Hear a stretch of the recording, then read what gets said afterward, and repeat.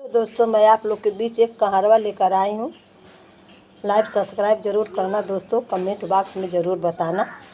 लंबी लंबी केसिया नसीली तोरी आखिया नजरिया तुअरे लागे, हाय रे नना दिया नजरिया तुअरे लागे, हाय रे नना दिया पूर्व ही देशवा से आवेला बाबना नजरिया जर वाला, हाय रे नना दिया नजरिया झर वाला, हाय रे नना दिया बाभनात मांगेला 5 रुपया 25 दे ढारा, हाय रे नना दिया 25 दे ढारा, हाय रे नना दिया 25 दे ढारा, हाय रे नना दिया।